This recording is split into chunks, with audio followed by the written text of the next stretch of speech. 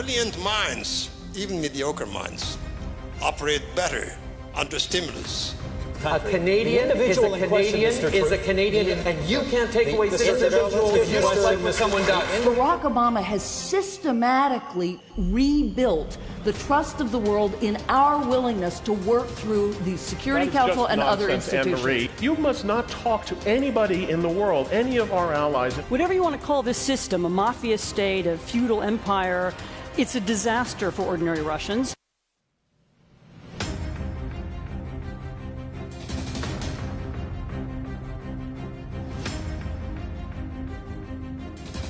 Brilliant minds, even mediocre minds, operate better under stimulus. A Canadian is a Canadian, and you can't take away citizenship just like when someone does. Barack Obama has systematically rebuilt the trust of the world in our willingness to work through the Security Council and other institutions. Anne-Marie, you must not talk to anybody in the world, any of our allies. Whatever you want to call this system, a mafia state, a feudal empire, it's a disaster for ordinary Russians. I think that's the kind of hypocritical argument that if I were Chinese, I'd find quite annoying. But historically, Chinese foreign policy can be described as barbarian management. Science and religion are not incompatible. Religion forces nice people to do unkind things. Are men obsolete? And my conclusion to this question is no. I won't let you be, you Show me the word pretext. I quoted them saying Show me that the word the pretext. program you can keep screaming that and it doesn't change the point. We do not want sympathy. We do not want pity. We want opportunities. It's an appalling slander to me to the Muslim religion. I never said the word Muslim in my fulmination. It was a Muslim-free fulmination. It is that kind of restraint. It is that kind of sober-minded, sensible, intelligent foreign policy that Obama represents. So I guess what I'm telling you is he's sort of a closet Canadian. Vote for him, for God's sake.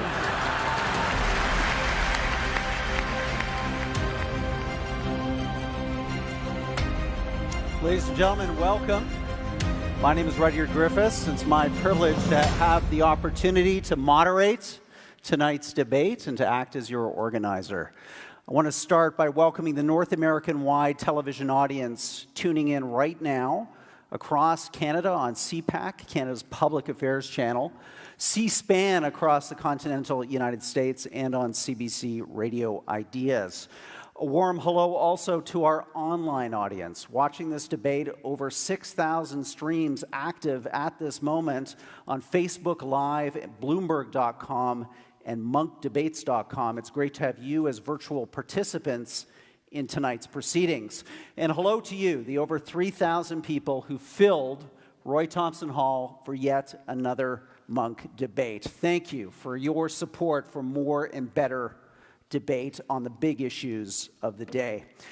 This debate marks the start of our 10th season, and we begin this season missing someone who was vital to this debate series in every aspect. It was his passion for ideas, his love for debate that inspired our creation in 2008. And it was his energy, his generosity, and his drive that was so important in allowing us to really win international acclaim as one of the world's great debating series. His philanthropy, its legacy, wow, it's incredible. Last fall, we all remember that $100 million donation to cardiac health here in Toronto, transforming the lives of tens of thousands of millions of Canadians to come. Bravo. We are all big fans and supporters of a terrific school for global affairs on the UFT campus, represented here tonight by many students who are in its master's program. Congratulations to you. And also at a generous endowment last spring to this series that will allow us to organize many evenings like this for many more years to come. Now, knowing our benefactor as we do, the last thing he'd want is for us to mark his absence with a moment of silence. That wasn't his style. So let's instead celebrate a great Canadian, a great life, and a great legacy of the late Peter Monk. Bravo, Peter.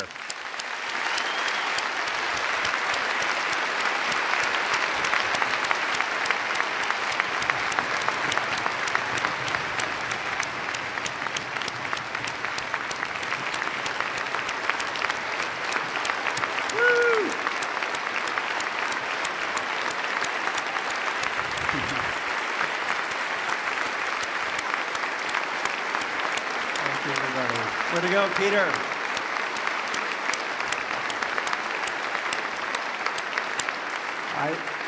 I know he would have enjoyed that, and I want to just thank Melanie, Anthony, Cheney for being here tonight to be part of Peter's continuing positive impact on public debate in Canada.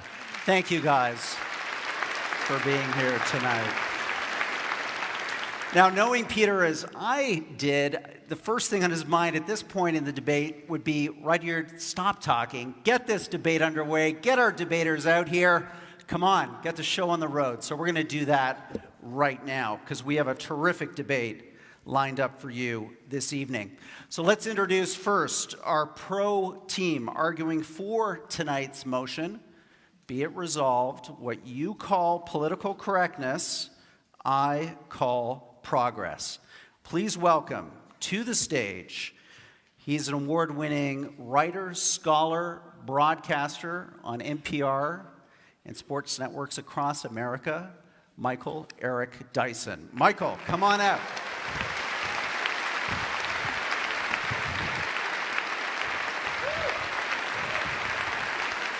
Thank you, Michael. Michael's debating partner is also an award-winning author. She's a columnist at the New York Times, and someone who is going to bring a very distinct and powerful perspective tonight, Michelle Goldberg. Michelle, come on out.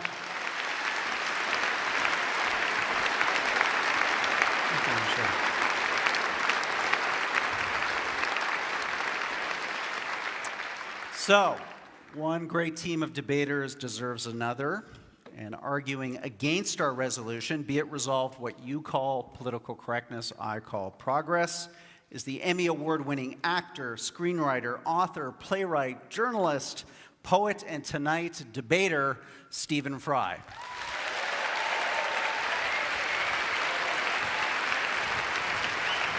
Thank you, Stephen.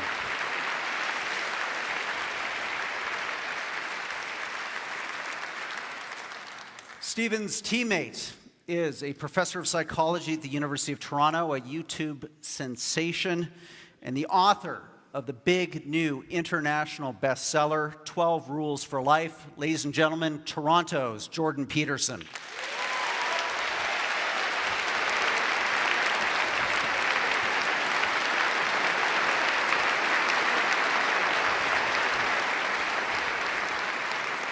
Okay, we're going to get our debate underway momentarily, but first a quick checklist to go through. We've got a hashtag tonight, #MonkDebate. Those of you in the hall and those of you watching online, please weigh in. Let's get your opinions going. Also, for those of you watching online right now, we have a running poll, www.monkdebates.com/vote. Reflect, input, react to this debate as it unfolds over the next hour and a half. My favorite aspect of this show that was Peter's brilliance and creation, we have our countdown clock. What this does is it keeps our debaters on their toes and our debate on time. So when you see these clocks on the screen go down to 0, I wanted you to join me in a warm round of applause. And we'll have a debate that ends when it's supposed to end. Now, let's see. We had our resolution tonight. On the way in, we had this audience of roughly 3,000 people here in downtown Toronto vote on, be it resolved, what you call political correctness, I call progress. Let's see the agree, disagree on that number. 36% agree, 64% disagree. So, a room in play. Now, we asked you, how many of you were open to changing your vote over the course of the debate? Are you fixed, agree, disagree, or could you potentially be convinced by one or other of these two teams to move your vote over the next hour and a half? Let's see those numbers now. Wow, okay, a pretty open-minded crowd. This debate is very much in play. And as per the agreed upon order of speakers, I'm going to call on Michelle Goldberg first. Michelle, would you like a sip of water? You can have a sip of water before you start. Call on Michelle Goldberg first for her 6 minutes of opening remarks. Michelle. Okay, well, thank you for having me.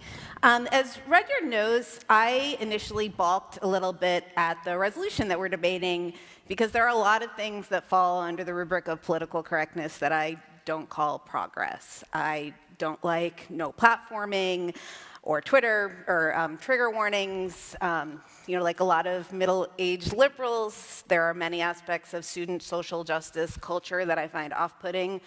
Although I'm not sure that that particular generation gap is anything new. On the record about the toxicity of social media call-out culture, and I think it's good to debate people whose ideas I don't like, which is why I'm here. So if there are social justice warriors in the audience, I feel like I should apologize to you because I'm probably not, you're probably going to feel like I'm not adequately defending your ideas.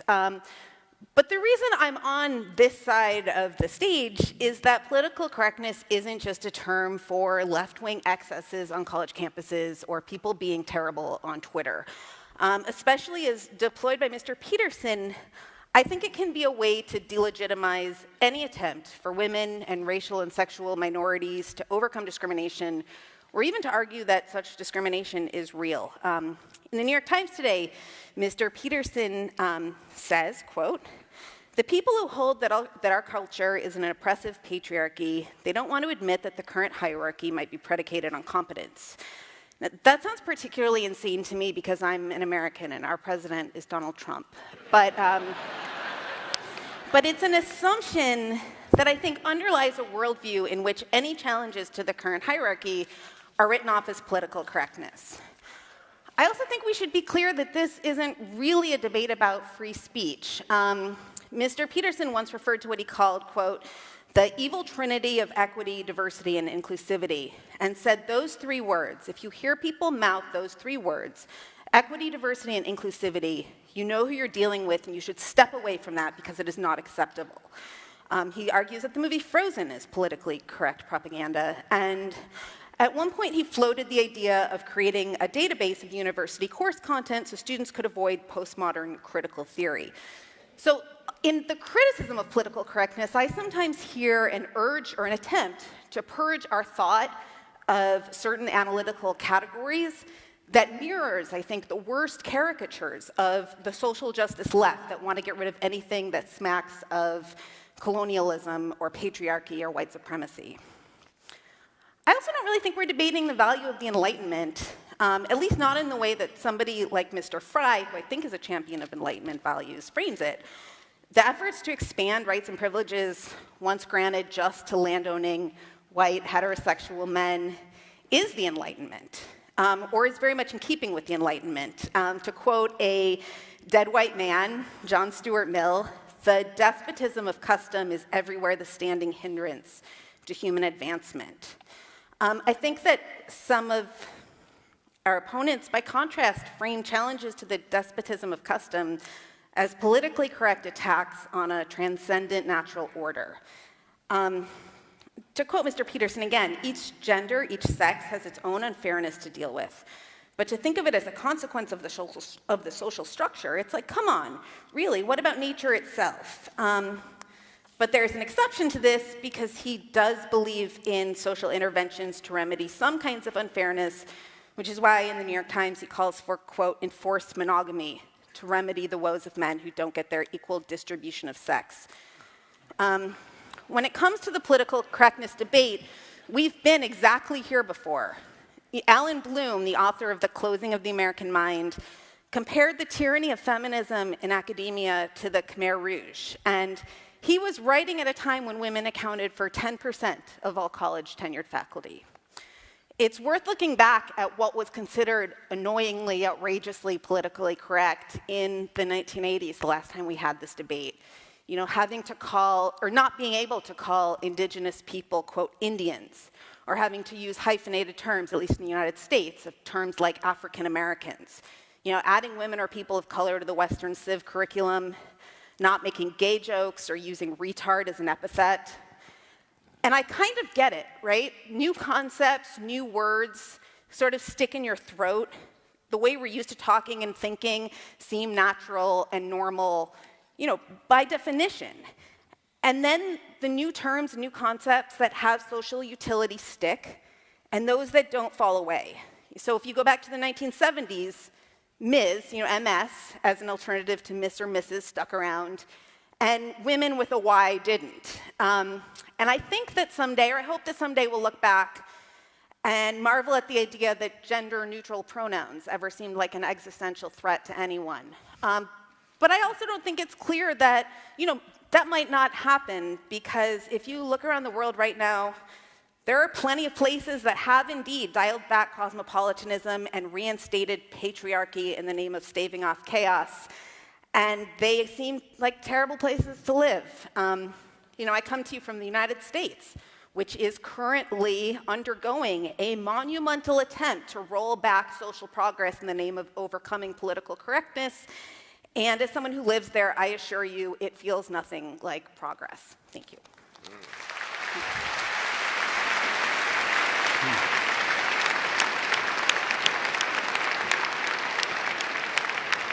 Great start to the debate, Michelle. Thank you. I'm now going to ask Jordan Peterson to speak for the con team.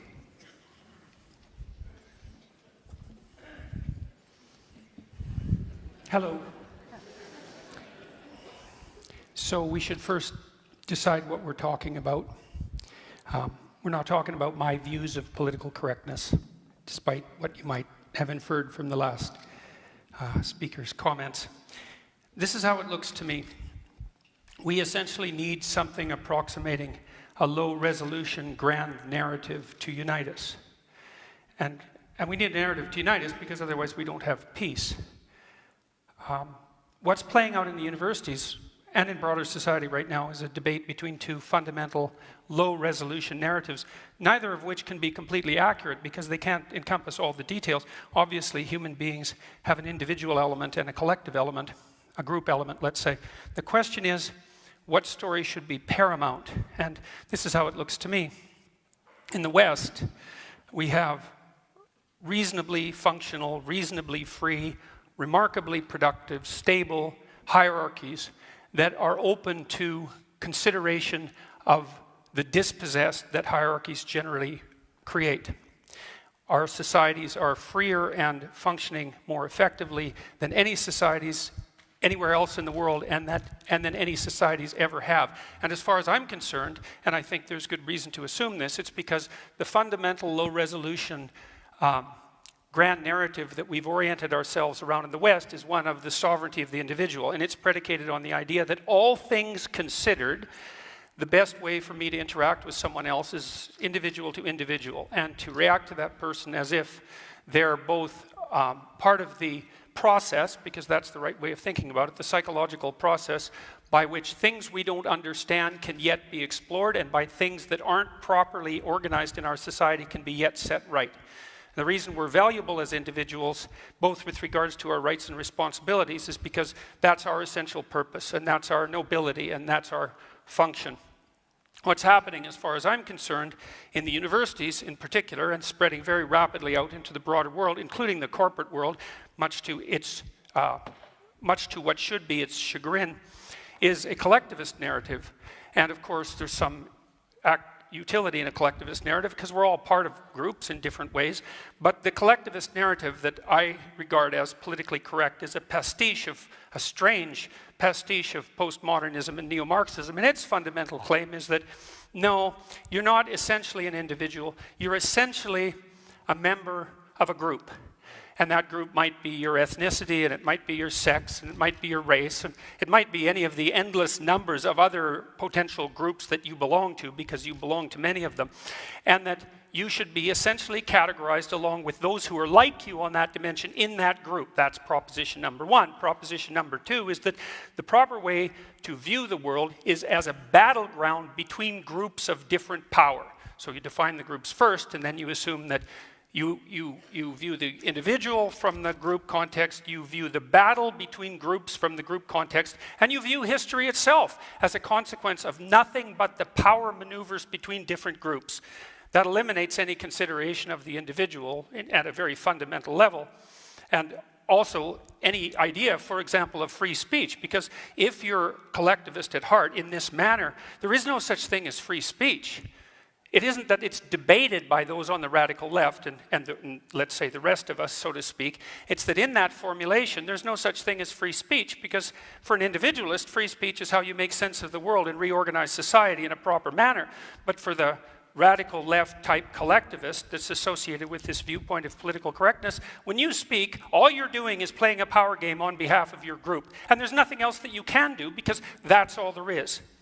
And not only is that all there is in terms of who you are as an individual now and how society should be viewed, it's also the fundamental narrative of history. For example, it's widely assumed in our universities now that the best way to conceptualize Western civilization is as an oppressive, male-dominated patriarchy, and that the best way to construe relationships between men and women across the centuries is one of oppression of women by men. And it's like, well, look, no hierarchy is without its tyranny. That's an axiomatic truth. People have recognized that literally for thousands of years. And hierarchies do tend towards tyranny, and they tend towards the usurpation by people with power. But that only happens when they become corrupt. And we have mechanisms in our society to stop hierarchies from becoming intolerably corrupt, and they actually work pretty well. And so I would also point this out. You know, don't be thinking that this is a debate about whether empathy is useful or not, or that the people on the con side of the argument are not empathetic. I know perfectly well, as I'm sure Mr. Fry does, that hierarchies tend to produce situations where people stack up at the bottom, and that the dispossessed in hierarchies need a political voice, which is the proper voice of the left, by the way, and the necessary voice of the left. But that is not the same as proclaiming that the right level of analysis for our grand unifying narrative is that all of us are fundamentally to be identified by the groups that we belong to, and to construe the entire world as the battleground between different forms of tyranny in consequence of that group affiliation. And to the degree that we play out that narrative, that won't be progress, believe me, and we certainly haven't seen that progress in the universities. We've seen situations like what happened at Wilfrid Laurier University instead. We won't see progress. What we'll return to is exactly the same kind of tribalism that characterized the left.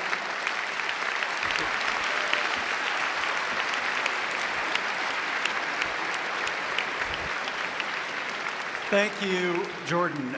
Michael Eric Dyson, your 6 minutes starts now. Thank you very kindly. Wonderful opportunity to be here in Canada. Thank you so much. I'm going to stand here at the podium. I'm a preacher. And I will ask for an offering at the end of my presentation. This is the swimsuit competition of the intellectual beauty pageant. So let me show you the curves of my thought. Oh my God, was that a politically incorrect statement I just made? How did we get to the point where the hijacking of the discourse on political correctness has become a kind of Manichaean distinction between us and them? The abortive fantasy just presented is remarkable for both its clarity and yet the muddiness of the context from which it has emerged. What's interesting to me is that when we look at the radical left, I'm saying, where they at? I want to join them. They ain't running nothing. I'm from a country where a man stands up every day to tweet the moral mendacity of his viciousness into a nation he has turned into his psychic commode.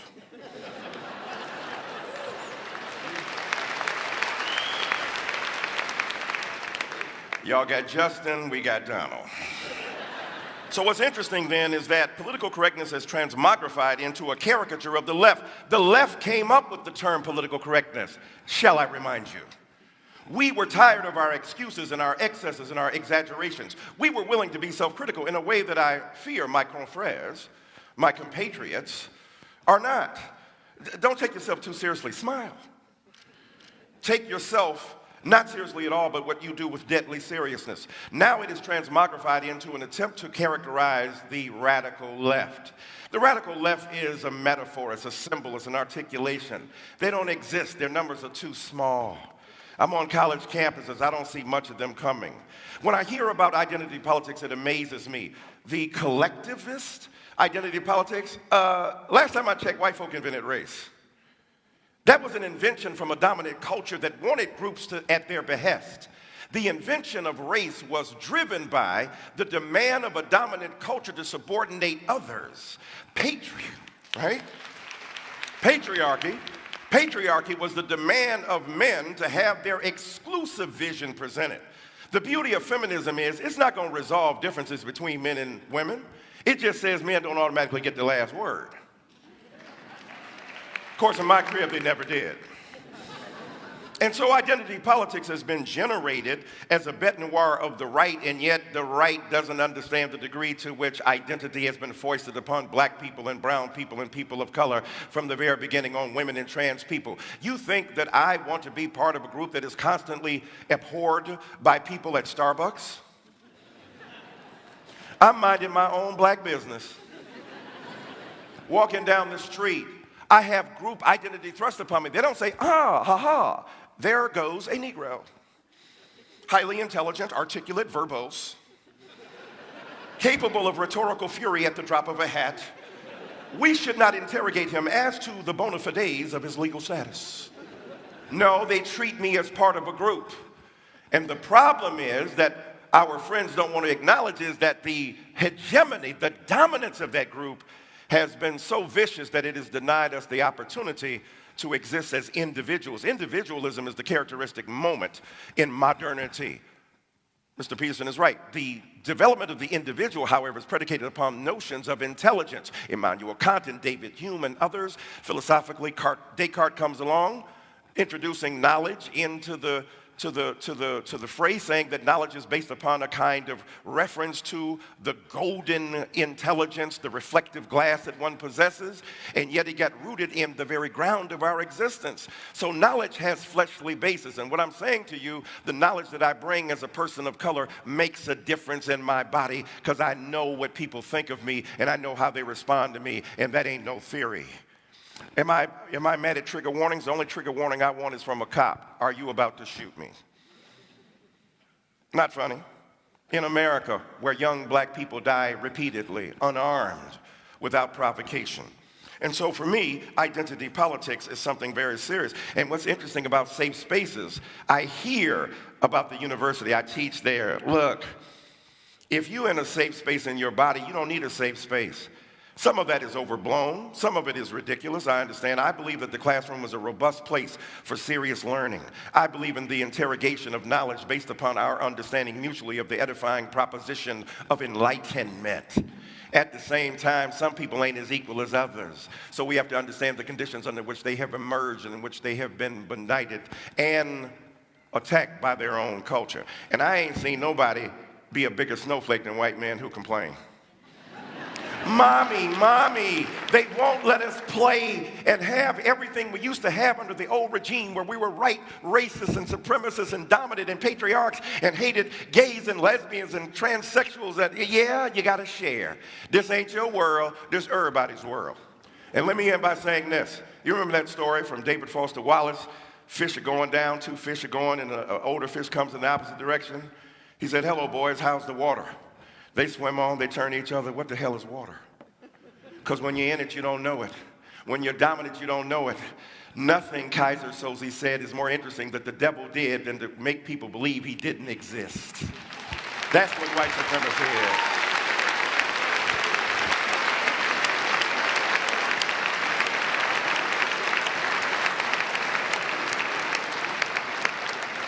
Thank you, Michael. Stephen, you're up. We're going to put 6 minutes on the clock, and please start.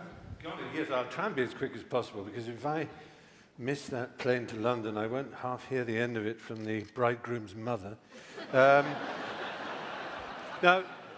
in agreeing to participate in this debate and stand on this side of the argument, I'm fully aware that many people who choose incorrectly, in my view, to see this issue in terms of left and right, devalued and exploded terms as I think they are, will believe that I am betraying myself in such causes and values that I have espoused over the years. I've been given huge grief already simply because I'm standing here next to Professor Peterson, which is the very reason that I am standing here in the first place.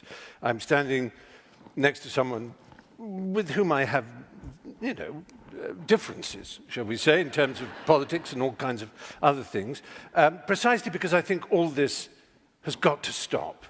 This rage, resentment, hostility, intolerance, above all this with us or against us, certainty.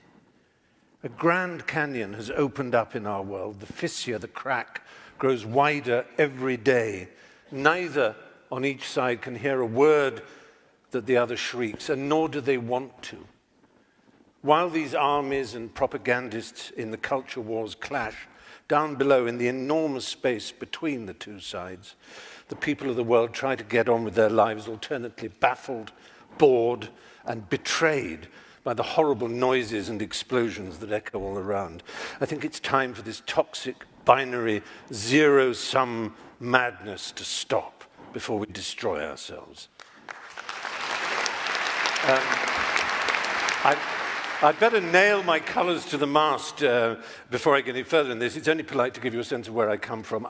All my adult life, I have been what you might call a lefty, a soft lefty, a liberal of the most hand-wringing milksop, milquetoast variety. Not a burning man-the-barricade socialist, not even really a progressive worth the name. I've been on marches, but I've never quite dared wave placards or banners. Am I a loathed member of that band, an SJW, a social justice warrior? I don't think highly of social injustice, I have to say, but I character myself mostly as a social justice warrior.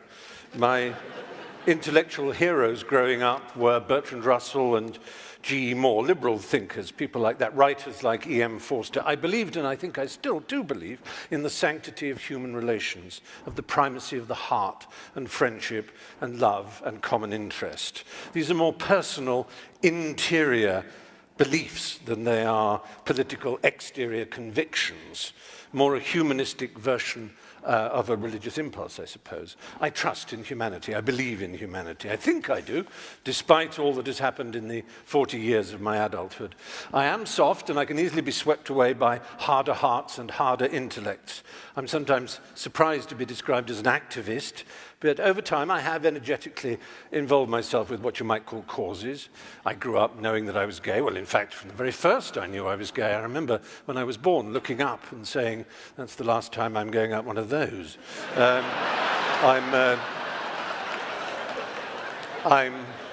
I'm Jewish. I'm Jewish, so I have a natural, obvious horror of racism. I want racism, misogyny, homophobia, transphobia, xenophobia, bullying, bigotry, intolerance of all humankind to end. That's surely a given amongst all of us. The question is how such a golden aim is to be achieved. My ultimate objection to political correctness is not that it combines so much of what I have spent a lifetime loathing and opposing, preachiness, with great respect, piety, self-righteousness, heresy hunting, denunciation, shaming, assertion without evidence, accusation, inquisition, censoring. That's not why I'm incurring the wrath of my fellow liberals by standing on this side of the House. My real objection is that I don't think political correctness works. I want to get to the Golden Hill, but I don't think that's the way to get there. I believe one of the greatest human failings is to prefer to be right than to be effective. And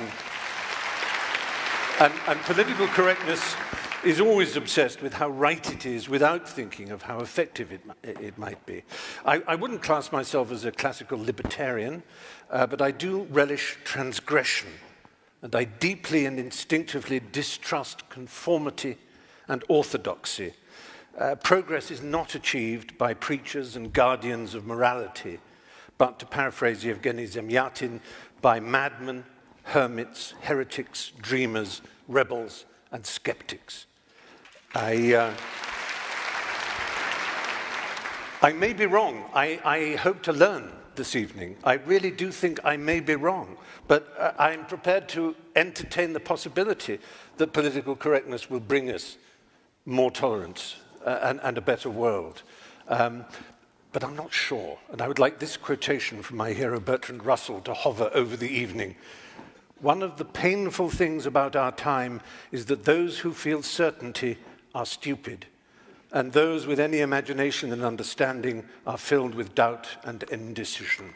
Let doubt prevail.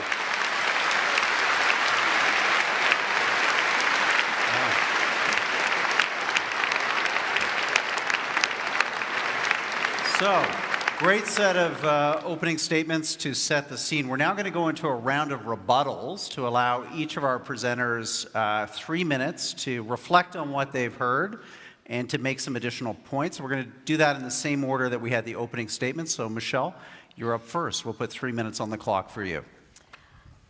So, first, I would say that I think that the attempt to draw a dichotomy between individual rights and group rights is a little bit misleading. Traditionally, there have been large groups of people who have not been able to exercise their individual rights. And I think that a lot of the claims that are being made on behalf of what we politically correct types call marginalized groups are claims that people who, have identities that have not traditionally been at the center of our culture or been at the top of our hierarchies have as much right to exercise their individual talents and realize their individual ambitions, right? When we say that we want more women in power or more people of color's voices in the canon or in the curriculum or directing movies, all of these things are not because, at least on my part, I'm interested in some sort of very crude equity, but because there are a lot of people who have not traditionally been able to realize themselves as individuals. That's what the women's movement was. That's what the civil rights movement was. That's what the gay rights movement was. That's in some ways what the trans rights movement was. I mean, far from a collectivist movement, this is kind of liberalism, classical liberalism, pushed to its extreme, right? These are people saying, I have the right to define my identity against the one that was collectively assigned to me. Finally, I would say, a lot of the things that Stephen Fry said, and particularly his temperament, were probably in agreement, but this inquisition, this censoriousness, on the one hand, I'm I see where he's coming from, but I think it's a little bit virtual, right? I mean, who's really censoring you? I understand what it feels like to feel censored. I understand what it feels like to be on the wrong side of a Twitter mob or get a lot of nasty comments. And that's a bad feeling, and it's a counterproductive tactic, but that's not censorship. And again, it's especially strange coming from a country where, the President of the United States is trying to levy additional postal rates on the owner of the Washington Post, in revenge for its reporting.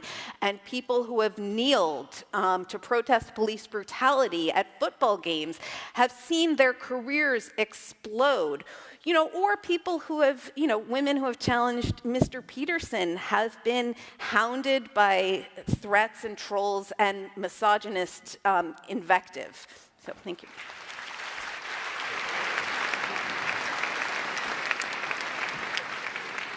Jordan, we're going to have 3 minutes up on the screen there. Please respond to what you've heard. Well, I guess I would like to set out a challenge in somewhat the same format as Mr. Fry did to people on the moderate left. I mean, I've studied totalitarianism for a very long time, both on the left and on the right in various forms. And I think we've done a pretty decent job of determining when right-wing beliefs become dangerous. I think that they become dangerous when the people who stand on the right evoke notions of racial superiority or ethnic superiority, something like that. It's fairly easy to draw a box around them and place them to one side and necessary, and I think we've done a pretty good job of that. What I fail to see happening on the left, and this is with regards to the sensible left, because such a thing exists, is for the same thing to happen with regards to the radical leftists. Okay, so here's an open question. If it's not diversity inclusivity, and equity as a triumvirate that mark out the too excessive left, and with equity defined, by the way, not as equality of opportunity, which is an absolutely laudable goal, but as equality of outcome, which is how it's defined, then exactly how do we demarcate the too extreme left? What do? We say, well, there's no such thing as the too extreme left? Well, that's certainly something that characterized much of intellectual thinking for the 20th century, as our high-order intellectuals, especially in places like France, did everything they could to bend over backwards to ignore absolutely everything that was happening in the catastrophic left world, in the Soviet Union and in Maoist China, not least. We've done a terrible job of determining how to demarcate what's useful from the left from what's pathological. And so it's perfectly okay for someone to criticize my attempts to identify something like a boundary. We could say diversity, inclusivity, and equity, especially equity, which is in fact equality of outcome, which is an absolutely abhorrent notion. If you know anything about history, you know that.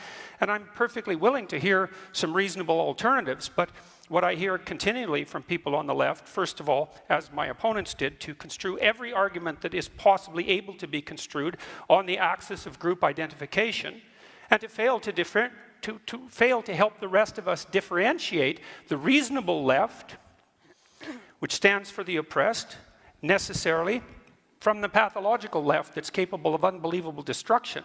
And what I see happening in the university campuses in particular, where the leftists absolutely predominate, and that's certainly not my imagination, that's well documented by perfectly reasonable people like Jonathan Haidt, is an absolute failure to make precisely that distinction. And I see the same thing echoed tonight. Thank you.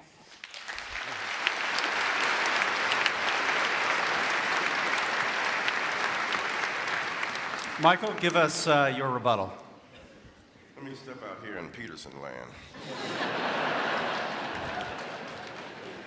I feel freer already. I don't know what mythological collective Mr. Peterson refers to. I'm part of the left. They're cantankerous. When they have a firing squad, it's usually in a semicircle. Part of the skepticism of rationality was predicated upon the Enlightenment Project, which says we're no longer going to be subordinate to skepticism, to superstition. We're going to think, and we're going to think well. Thomas Jefferson was one of the great arbiters of rationality, but he was also a man who was a slave owner. How do you reconcile that? That's the complication I'm speaking about. That's not either or. That's not a collective identity. Thomas Jefferson believed in a collective identity, that is, during the day. At night, he got some Luther Vandross songs, went out to the slave quarter, and engaged in sexual relations and had many children with Sally Hemings. His loins trumped his logic. And when he talks about postmodernism, I don't know who he's talking about. I teach postmodernism. It's kind of fun. Jacques Derrida, just to say his name is beautiful. Michel Foucault. Michel Foucault talked about the insurrection of subjugated knowledges, people who had been marginalized now beginning to speak. The subaltern, as Gayatri Spivak talks about it in post-colonial theory. The reason these people grew up and grew into existence and had a voice is because they were denied. As Ms. Goldberg said, our group identity was foisted upon us. We were not seen as individuals. Babe Ruth, when he broke the home run record, he didn't bat against all best ball players. He batted against the best white ball players. When it's been rigged in your favor from the very beginning, it's hard for you to understand how much you've been rigged. You're born on third base, think you hit a triple at the Toronto Blue Jays game. And here we are deriving our sense of identity from the very culture that we ignore. Look at the indigenous names and the First Nation names: Toronto, Saskatchewan, Winnipeg, Tim Hortons. But I'll tell you, there's an envy of the kind of freedom and liberty that people of color and other minorities bring because we bring the depth of knowledge in our body. There's a kind of jealousy of that. As the greatest living Canadian philosopher, Aubrey Drake Graham, says, jealousy is just love and hate at the same time. And so for me, I think it's necessary. I agree with Mr. Fry. We shouldn't be nasty and combative. And yet, I don't see nastiness and combativeness from people. I see them making a desire to have their individual identities respected. When I get shot down for no other reason than I'm black, when I get categorized for no other reason than my color, I am living in a culture that refuses to see me as a great individual.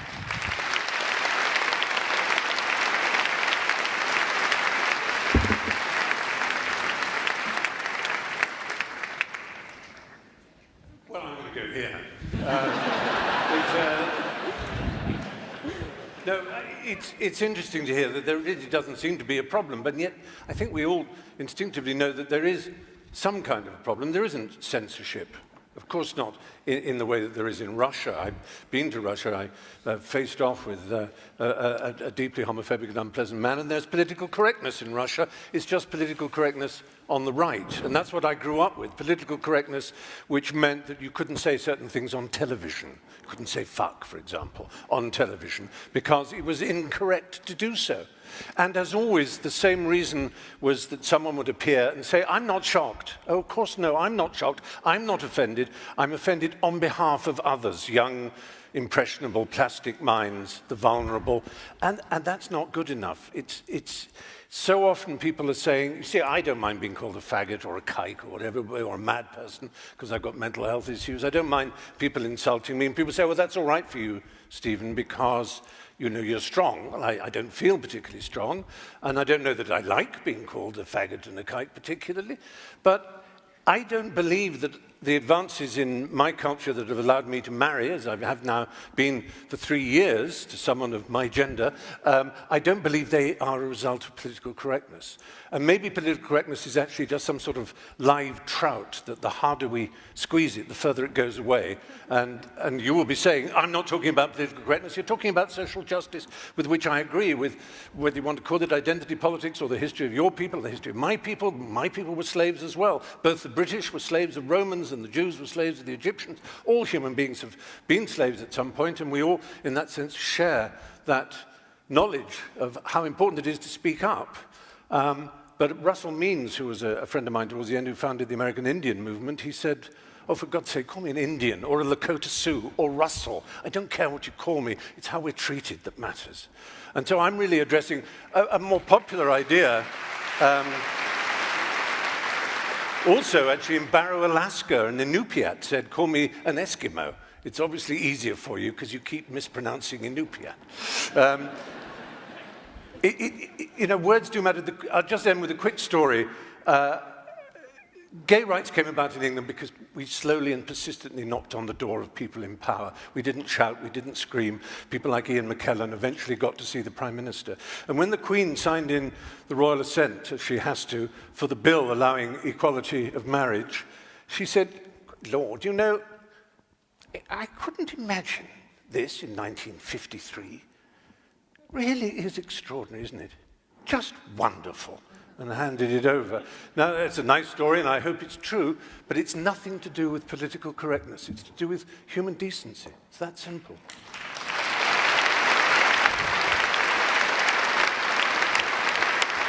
Good. So, some great rebuttals there, strong opening statements. Let's move now into the moderated cross-examination portion of this debate and get both sides engaging on some of the key issues here. And I think what we've heard here is a bit of a tension. Let's draw it out a bit more between the rights of groups to feel included, to have, in your words, Michelle, the opportunity for individuality, and a belief on the other side that there's something at threat here when these groups are overly privileged through affirmative action or other outcome-oriented processes.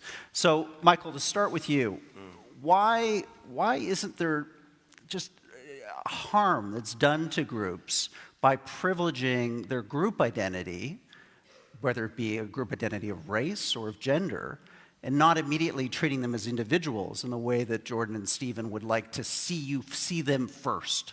Well, a couple of things. First of all, there was no arbitrary and random distinction that people of color and other minority groups made. When I talked about the invention of race, the invention of gender, the invention of groupthink, That was not done by those groups that have been so named, as Ms. Goldberg said.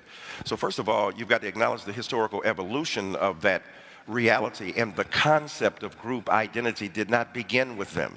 It began with a group that didn't have to announce its identity. When you are in control, you don't have to announce who you are. So that many white brothers and sisters don't see themselves as one among many other ethnicities or groups. What they see themselves as, I'm just American, I'm Canadian. Can't you be like us? Can't you transcend those narrow group identifications? And yet, those group identifications have been imprinted upon them by the very people who now, because their group power has been challenged. Let's make no mistake about it. There's a challenge. I agree with Mr. Fry in a kind of Netherland of how sweet it would be to have a kingly and queenly metaphor about how it got resolved. That ain't the real deal, homie. And in the real world, in the real world, there's stuff at stake. What's at stake are bodies. What's at stake are people's lives. What's at stake? People are still being lynched, killed. What's at stake? People, because of their sexuality and their racial identity, are still being harmed. So I'm suggesting to you, it's not that we are against being treated as individuals. That's what we're crying for. Please don't see me as a member of a group that you think is a thug, a nigger, a nihilist, a pathological person. See me as an individual who embodies the realities of who I am. But I'll end by saying this. What Michelle said is extremely important. The people who have individual rights did not have to fight for them in the same manner that people of color and others have had to. When Mr. Fry talked about enslavement, he named them. Read Orlando Patterson's comparative history of race and slavery over 28 civilizations. The Greeks did not have the same kind of slavery that Americans did. It was chattel slavery. In Greece, you could buy back your freedom. You could teach the children of the people who enslaved you, and because of your display of prodigious intellect, you could secure your freedom. That was not the case. You were punished and killed for literacy in America. So my point simply is this, is that I am all for the celebration of broader identities. And I think that often those who are minorities and others are not celebrated for the degree that we are. I'll end by saying this. In America, we have the Confederate flag. I don't know if y'all are familiar with that.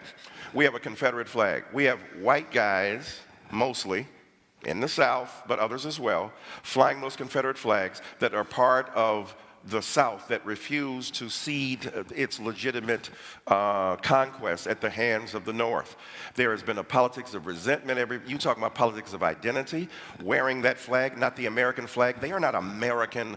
They are celebrating a secession, a move away from America. And a man named Colin Kaepernick, who is a football player, saying, I want to bring beauty to that flag, has been denied opportunity. So we have to really set the terms of debate in order before we proceed. Thank you, madam. Good point. Jordan, let's have you jump in on this idea of what you see as the pernicious danger of groupthink when it comes to ethnicity, when it comes to gender. Why do you think that's one of the primal sins, in your view, of quote, political correctness? Well, I think it's one of the primal sins of identity politics players on the left and the right, just to be clear about that. Personally, since this has got personal at times, I'm no fan of the identitarian right. I think that anybody who plays a game, a conceptual game where group identity comes first and foremost, risks an exacerbation of tribalism. It doesn't matter whether it's on the left or the right. With regards to the idea of group rights, well, there's a fundamental, and this is something we've fallen into terribly in Canada, not least because we had to contend with the threat of Quebec separatism, but the idea of group rights is extraordinarily problematic because the obverse of the coin of individual rights is individual responsibilities. And you can hold an individual responsible, and an individual can be responsible. And so that's partly why individuals have rights. But groups, how do you hold a group responsible? I mean, the whole idea is it's not a good idea to hold a group responsible. First of all, it flies in the face of the idea of the sort of justice systems that we've laid out in the West that are essentially predicated first on the assumption of individual innocence, but also on the possibility of individual guilt, not group guilt. We saw what happened in the 20th century many, many times when the idea of group guilt was enabled to get a foothold, let's say, in the polity and in the justice system. It was absolutely catastrophic. And so, okay, fine, group rights. Well, how are you going to contend with the alternative to that, the opposite of that? Where's the group responsibility?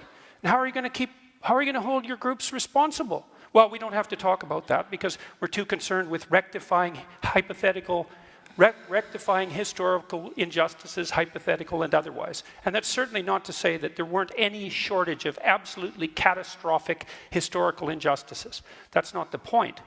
The point is how you view the situation at the most fundamental level. And group rights are an absolute catastrophe, in my opinion. Come on, let's, Michelle, come in on that point. This is something you've written about. The idea that, you know, in identity politics, the identity of the group is absolutely a valid part of the discourse, and individuals could and should be seen and participate in groups as they enter into the civic space. I'm not sure that we necessarily have to analogize from the opposite of individual rights is individual responsibility. I'm not sure that that analogy necessarily holds for the groups. I mean, in the United States, and one of the things that I think is complicated about this discussion is that we're talking about three very different cultural contexts, three different histories, three different kind of legal regimes. But in the United States, a huge part of our politics has been groups struggling for rights for their individual members, right? I mean, so women in the United States, you know, seeking the right to reproductive control of their body. You know, African Americans in the United States seeking redress from police brutality or discrimination or simply the kind of tendency in America of white people to call the police whenever they see an African American in a place where they don't think that they're supposed to be. And you simply, I don't see how you can contend with any of those social problems if you see society as just an ocean of atomized individuals. You know, and I don't think there's anything pernicious about people banding together on the basis of their common identity to seek redress for discrimination and exclusion. I mean, I think that that is everything that's best about our democracy. That is the definition of progress. And so, again, I keep stumbling with the idea that this is somehow tyrannical or that way lies Stalinism. And, you know, a lot of times people who are opposed to political correctness talk about the concept of category creep, or category creep, which is a concept that was originated by, I believe, an Australian academic, and it's basically the kind of a failure to draw distinctions, right? So that you kind of can't see the difference between, say, a KKK Grand Wizard and a conservative like, say, Ben Shapiro, or, you know, that you kind of see everybody to your right as, you know, fascist, sexist, totalitarian, intolerable. And I think that that is a real thing that happens in part because, you know, undergraduates often think in broad and slightly overwrought categories. I know I did when I was a kid. Yeah, maybe still do, but I hear a lot of category creep in, again, the argument against political correctness or against seeking group redress, the idea that kind of that way lies dehumanization, or, you know, that you're kind of 1 minute you're asking... Let's have Stephen come in on this. This is part of your opening remarks. You're a category creep, Stephen. Can you respond to that? It's nice. I'm still very lost about why we aren't talking about political correctness. We're talking about politics, and that's fine. And I share, you know, I share exactly what you think about it. I'm not an enemy of identity politics per se. I can obviously see where it goes wrong and where it's annoying. Let's be empirical about this. How well is it working for you in America at the moment? Well, not well at all. Really isn't. Right. You can answer me in a moment. The reason that Trump and Brexit in Britain and all kinds of nativists all over Europe are succeeding is not the triumph of the right, it's the catastrophic failure of the left. It's our fault. We absolutely... My point is not that I've turned to the right or anything like that, or that I'm nice and fluffy and want everybody to be decent. I'm saying, fuck political correctness. Resist. Fight. If you have a point of view, fight it in the proper manner, using democracy as it should be, not channels of education, not language. You know, it's so silly. But There's a chess rule, you know. In chess, the best move to play in chess is not the best chess move. It's the move your opponent least wants you to play. At the moment, you're being recruiting sergeants for the right. By annoying and upsetting, and instead of fighting, either fighting or persuading. But political correctness is a middle course that simply doesn't work. Well, first That's of all, my point. you said be empirical. Now, empirical, as far as I know, the word means that which can be verified or falsified through the census. Exactly. So if we look at it in an objective way, the reality is that people don't have equal access to the means to articulate the very moment you're talking about. I'm talking about the empirical results of this political attitude. I understand that, but my point is simply this. I'm suggesting to you that people use the weapons at hand. Now, it was Abraham Joshua Heschel, the rabbi, who said, everybody's not guilty, but everybody's responsible. Right? That's a distinction there. Everybody clearly is not guilty, but what's interesting, look at the flip side. If you have benefited from 300 years of holding people in servitude, thinking that you did it all on your own. Why can't these people work harder? Let me see, for 300 years, you ain't had no job. So the reality is, for 300 years, you hold people in the bands. You hold them in subordination. You refuse to give them rights. Then all of a sudden, you free them and say you're now individuals. Not having the skills, not having the skills. I'm talking about America, first of all. I'm talking about the American society, first of all. I'm talking about the Northern Hemisphere. I'm talking about every society where enslavement has existed, but I'm speaking specifically of the repudiation of individual rights among people of color in America who were denied the opportunity to be individuals. So I obviously and ideally, and I think Michelle Goldberg does too, agree with the emphasis on individuals. What we're saying to you is that we have not been permitted to be individuals. We have not been permitted to exercise our individual autonomy and authority, and the refusal to do so, to recognize me as an individual, means when you roll up on me and I'm a 12-year-old boy in a park and you shoot first, in ways you do to black kids that you don't do to white kids, you are not treating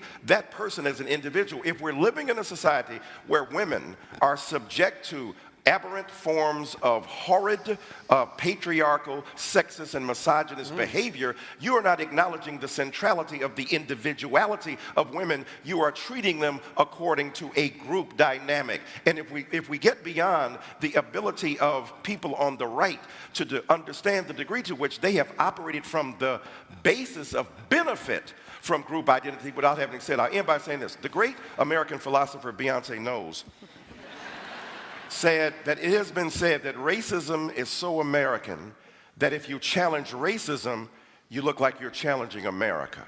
We are challenging inequality. We are challenging the refusal to see me as an individual. When we overcome that, have at it, we're all on equal plane. I think it's fine. I think it's good. The pot is getting stirred here. So I've got a couple of questions. So let's your side spoke, so I'm going to go to Jordan, then to you, Let's Michelle. assume for a moment that I've benefited from my white privilege. Okay, so let's assume that. That's fine. Assumption. That's what you would say. So, so let's say, here, let's get precise about this, okay? Was that very individual of you? Let's get precise about this, okay? Let's get precise. To what degree is my present level of attainment or achievement a consequence of my white privilege? And I don't mean sort of. I mean, do you mean 5%? Do you mean 15%? Do you mean 25%? Do you mean 75%? And what do you propose I do about it? How about a tax? How about a tax that's like specialized for me so that I can account for my damn privilege, so that I can stop hearing about it? Now, let's get precise about one other thing, okay? We'll get precise about one other thing. Now, Precise? Yeah, precise, yes. And so, if we can agree, and we haven't, that the left can go too far, which it clearly can, then how would my worthy opponents precisely define when the left that they stand for has gone too far? You didn't like equity, equality of outcome. I think that's a great marker. But if you have a better suggestion and won't sidestep the question, so let's figure out how I can dispense with my white privilege, and so that you can tell me when the left has gone too far, since they clearly can. And that's what this debate is about political correctness. It's about the left going too far. And I think it's gone too far in many ways. And I'd like to figure out exactly how and when, so the reasonable left could make its ascendance again and we could quit all this nonsense. Okay, Michelle, go ahead. Do you mind, do you mind if I answer, Stephen? I will answer you, but I just want to answer Stephen Fry first, because you talked about, this is how we got Trump, and this is the failure of the left. And so I'm a journalist. I went to a ton of Trump rallies during the campaign in different parts of the country, and you're right. Everywhere I went, I heard complaints about political correctness. Far more than I heard complaints about, say, NAFTA. But when you asked people what they meant by political correctness, they called a woman they worked with girl, and she got mad at them. And they could, you couldn't in public wonder aloud whether the president of the United States was really a Muslim. They didn't like that they couldn't make gay jokes anymore. And so on the one hand, you're right, and I've written about this. I think that when you try to, that when people have these prejudices and you try to suppress them, it can create a kind of dangerous counter-reaction. But I also think that, what they were reacting to, again, to go back to the title of this debate, what they called political correctness, the fact that they had to have this urbane black president who they felt talked down to them, which is really what they meant. I don't see a way around that, because that is, like I said, that's progress. So to go to the question of when the left goes too far, to me it's pretty easy. Violence and censorship, right? I'm against violence, and I'm against censorship.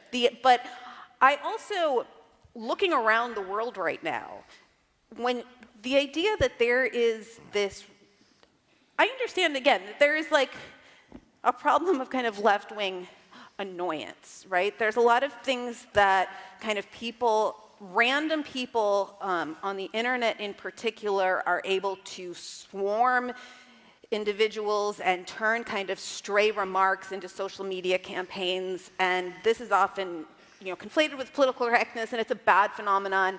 I wish there was a way to put an end to it. I don't think there is no way to put an end to it simply by having kind of reasonable liberals or reasonable socialists denounce it, because it's just a kind of awful phenomenon of modern life. And if you want to have a debate about whether social media is terrible for democracy, I will be on the yay side. But right now, where I really disagree, well, there's a couple places I really disagree. Pick one, and then I'm going to go to Michael. But the idea that the radical left poses a greater threat than the radical right, when you see actual fascism ascendant all over the world, strikes me as something that you can literally only believe if you spend your life on college campuses. Mm-hmm.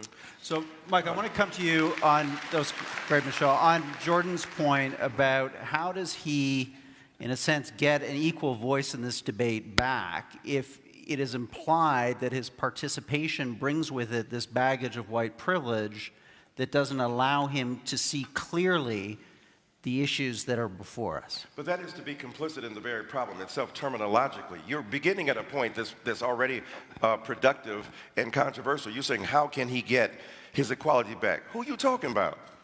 Jordan Peterson, trending #1 on Twitter? Jordan Peterson, with an international bestseller?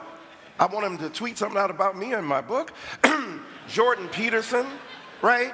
This is what I'm saying to you. Why the rage, bruh? You're doing well, but you're a mean, mad white man, and you're going to get us right. And I have never seen so much wine and snowflaking. There's enough wine in here to start a vineyard.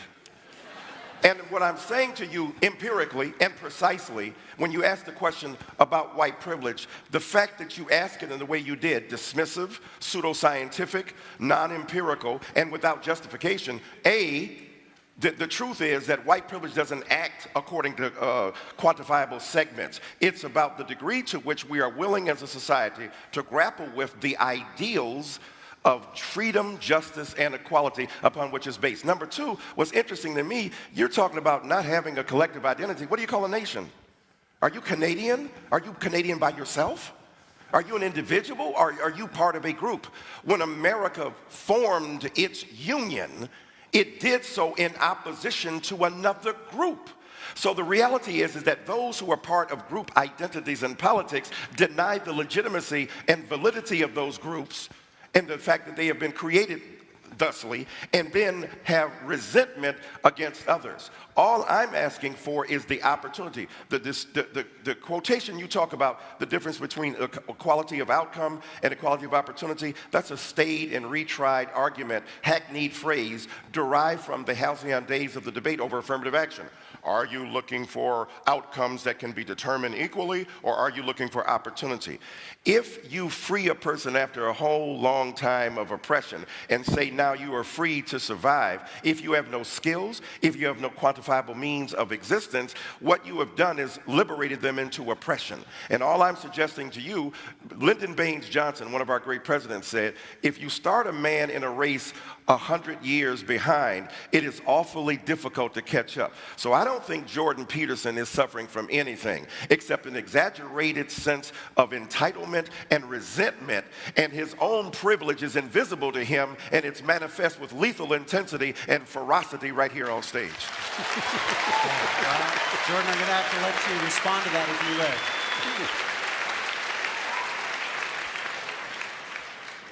Well, what I derive from that series of rebuttals, let's say, is twofold.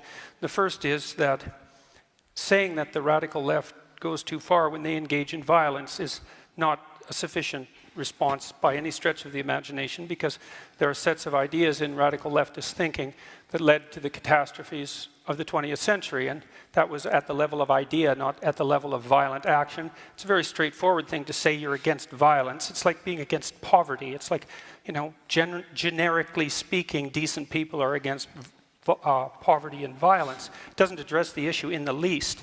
And with regards to my privilege or lack thereof, I mean, I'm not making the case that I haven't had advantages in my life and disadvantages in my life like most people. You don't know anything about my background or where I came from, and it doesn't matter to you because fundamentally I'm a mean white man.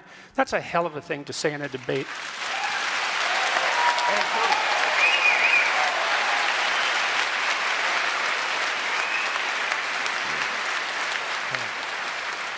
Let me just say... Very, very brief, because I want to move on to men and women. A good topic next. The mean, mad white comment was not predicated upon my historical excavation of your past.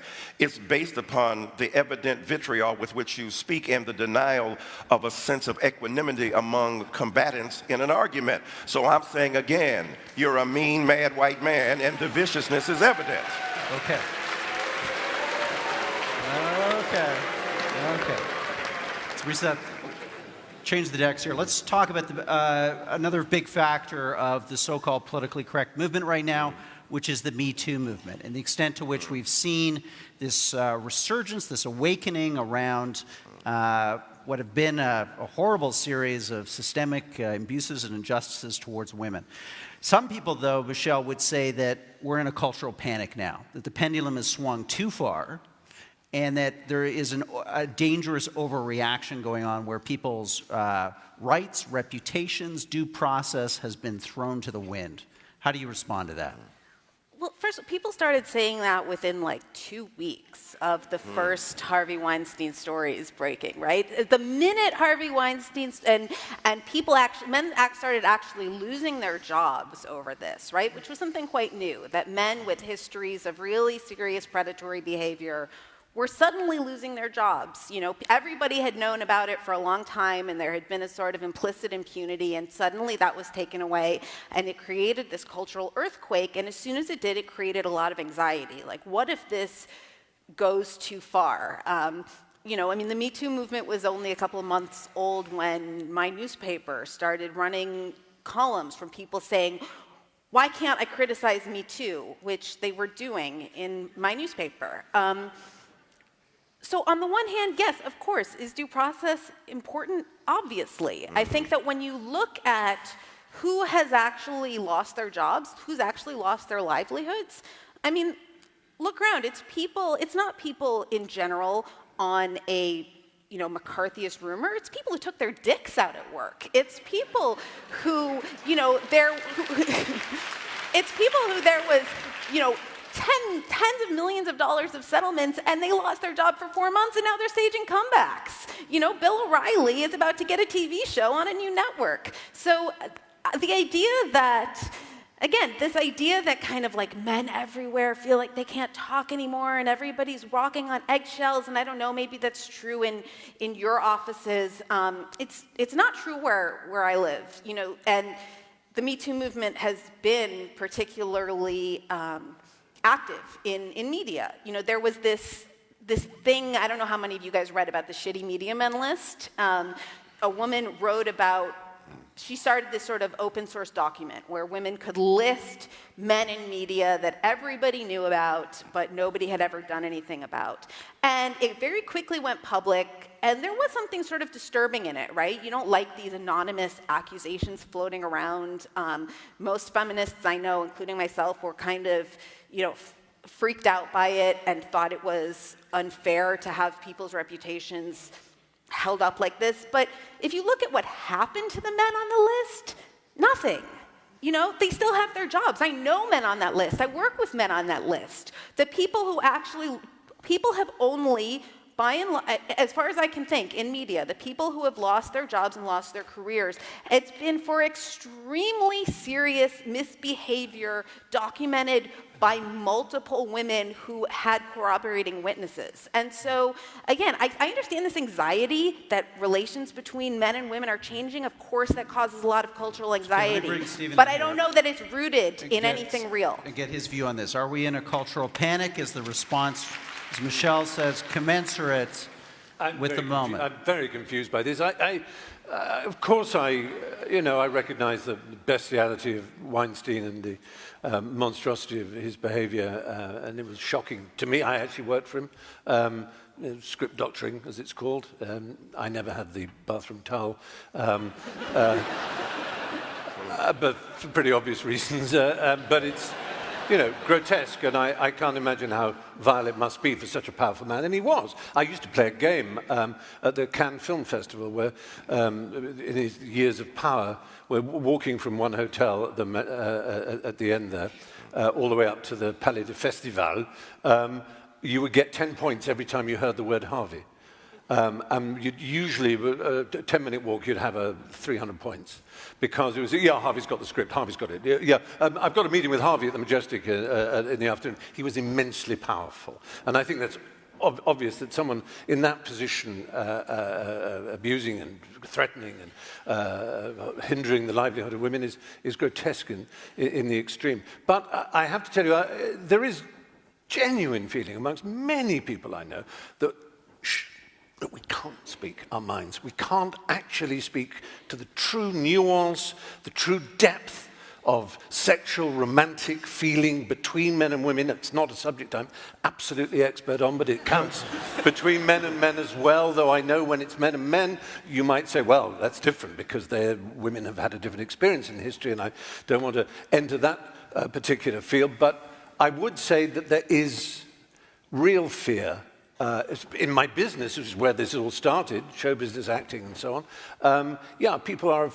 rather afraid to speak about a piece of, publicity that's come out or a statement that's been made. You just go, yeah, absolutely, and wait for the people to leave the room before you can speak honestly with your friends. And I've never experienced that in my entire 60 years on this planet. This feeling that. And I'm not characterizing feminists as in East German, but it's like that, the Stasi are listening. You better be careful, they're listening. And that's a genuine feeling. I'm saying that with my hand on my heart. I'm not saying it to make a point other than the fact that it's true and it's worrying. But the sexual misadventures and horror experience is worrying too. So there are two worries, and they're not solved. Let's bring Jordan in on this, because you've written and commented about a lot. But Stephen, thank you for having me ready. Well, I think I'm going to point out two things again. The first is that my question about when the left goes too far still hasn't been answered. And then the second thing I'm going to point out is that, it's conceivable that I am a mean man. I mean, maybe I'm meaner than some people and not as mean as others. I think that's probably more the case. But I would say the fact that race got dragged into that particular comment is a better exemplar of what the hell I think is wrong with the politically correct left than anything else that could have possibly happened.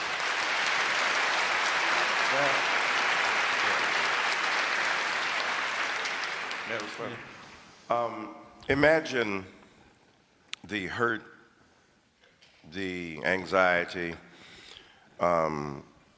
the insult that you might genuinely feel, according to what I felt was an appropriate comment of description at the moment of its expression. But imagine now those hurt feelings and not hurt. Okay, you feel great. You feel great about it. It's really different. I'm not a victim. I'm not hurt. I'm appalled. You're not hurt. Okay, you wouldn't be a victim. So what's interesting is that whatever non-traditional feelings of empathy you endure at this particular point, the point is, imagine then the horrors that so many others have had to put up with for so long when they are refused to acknowledge their humanity. Now, I take your point seriously. So your group let me finish. Let me finish, though. Let me finish. To me. Let me finish, sir. That figures. You're not my inquisitioner, okay? What I'm saying to you is that when you said you were upset that I added the element of race there, right? When I said mean, mad, white man. Well, what's interesting is that you may have felt that you were being ascribed a group identity to which you do not subscribe. You may have felt that you were being unfairly judged according to your particular race. You may have felt that your individual identity was being besmirched by my rather careless characterization of you, all of which qualifies for a legitimate response to me, but also the point we've been trying to make about the refusal to see our individual existence as women, as people of color, as First Nation people, and the like. My point simply has been, the reason I talked about race in that particular characterization, because there's a particular way in which I have come to a city. I don't know if there are a lot of black people out here, not sure, but I constantly come to places and spaces that are not my natural habitat, other than intellectual engagement and the love and the fury of rhetorical engagement, yes. But I often go into hostile spaces where people will not vote in favor for my particular viewpoint because I'm interested as an individual of breaking down barriers so that people can understand just how complicated it is. So what I'm saying to you is that I would invite you, in terms of the surrender of your privilege, to give you a specific response. Come with me to a Black Baptist church. Come with me to a historically black college. Come to me to an indigenous or First Nations community where we're able to engage in some of the lovely conversation, but also to listen and hear. And when I added race to that, I was talking about the historically evinced inability to acknowledge others' pains equally to the one that they are presently enduring. So, as a human being, I love you as my brother, but I stand by my comment. Well, I've seen the sorts of things that you're talking about. I happen to be an honorary member of an indigenous family, so don't tell me about what I should go see with regards to oppression. You don't know anything about me. You asked me a question, I gave you a response. Yeah. You gave me a generic response, a generic race-based response. Jordan Peterson, I would like for you to come with me, Michael Eric Dyson, to a Black Baptist church. You been to one of those? I would be happy to do that, by the way. Okay, all right, I'm gonna hook you up. Okay, good. We'll make sure that happens. One more quick round, and then we're going to go to closing statements. And Stephen Fry, I want to get your response to why, a generation from now, looking back on this debate, we're not going to see this, quote, so-called politically correct movement in the same way, let's say, that we now understand the positive contributions of the civil rights movement. That was a movement that advanced a series of ideas about human dignity to people who previously didn't have that dignity. We're now having another debate, another social debate about different groups and communities we're trying to convey a sense of new dignity to them. Why won't this be, in a sense, looked back upon as something positive a generation from now? I think people will look back on this debate and wonder why political correctness wasn't discussed.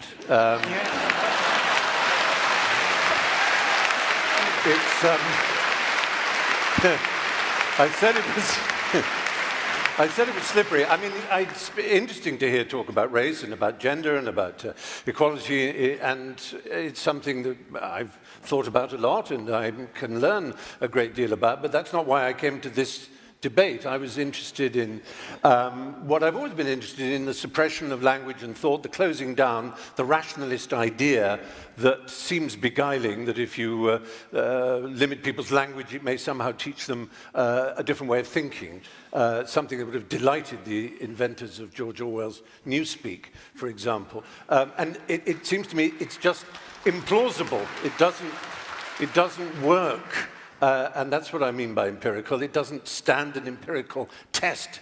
It isn't experientially validated, as we see from the political landscape now, and I worry that we may in the future. So I'm sort of disappointed that the subject has just revolved around academia, which was predictable, because that's the sort of crucible in which these elements are mixed. But even more disappointed that really I haven't heard from Michel or from Professor Dyson as to what they think political correctness is, because what they've talked about is basically saying progress, in our view, is progress. Well, I agree. That's, you know, yeah. So it is too, and good on progress. But how is it that you're saying that what we call political correctness, you call progress? That's what you're supposed to be arguing. I want to know what you mean by political correctness. Well, okay. So like I said, you know, the reason a few months ago, right, you contacted me, asked if I wanted to do a debate about identity politics, and then you presented me with this resolution, and I said, well, there's like a lot of things that people call political correctness that I'm not going to defend. But then I realized who I was debating and saw that there was a lot of things that you, Jordan Peterson, call political correctness that I call progress. And to some extent, you too, Stephen Fry, you know, when you talk about it being outrageous to tear down, or not outrageous, I won't put words in your mouth, but that we shouldn't be tearing down statues of kind of notorious racists, that we should just instead be throwing eggs at them. You know, so those sorts of things, if you call them political correctness, I call them progress. Now, this feeling of being silenced, which I understand, although it seems very vague, right? You kind of are not quite putting your finger on who is silencing you, except for a vague fear that if you say something untoward, you're going to be the subject of, I'm not sure. Yes. Shaming, but by who? Yeah. But by what? By the internet? I'm not taking the names. That's no, not but I the mean, point.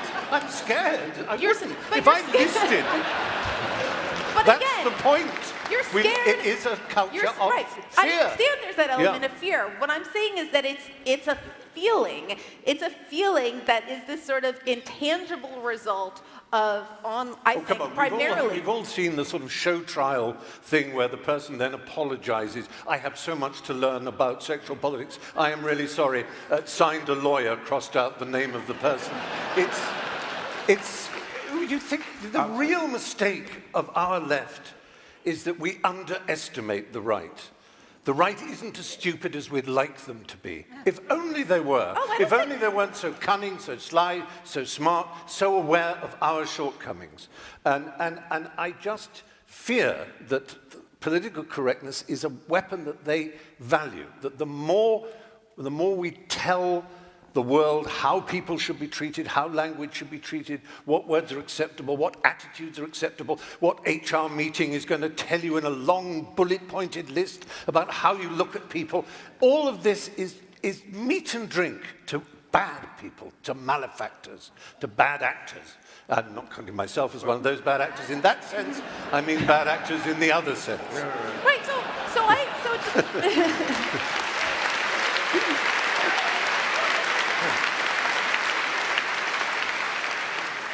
So there are, like I said, there are a lot of ways in which I agree with you, although I would like to hear, I mean, to turn it back on you, I would like to hear you say, you know, what are the words that have fallen into disrepute that you think we should be resurrecting, right? I mean, to me, this is this area of like hotly contested social change right now, where a lot of people feel it's about words that have gone into disuse. It's very often phrases, jargonistic slogans, heteronormative, cisgendered, those kind of things. They're just an insult. You know, imagine you're a young student arriving at university and someone's bombarding you with this preposterous hermeneutical nonsense from misread textbooks, misread Foucault, if I may say, and misread Derrida, and so on. Because I was at Cambridge, England, doing English literature. We had our French phase, and there's value in that. It's an interesting game, and it is. It's a place to... I think I'd just really say that the ghost hovering over for me it's a letter Oscar Wilde wrote, and he said to Bosie, his love, he said, the fact that you didn't get a degree is nothing, but you never acquired what is sometimes called the Oxford manner, and I'll say for that, the university manner. He said, Oscar said, I take that to mean the ability to play gracefully with ideas. I think that's disappearing from our culture, and I think it's a terrible thing. Let's go to Mike and Michelle.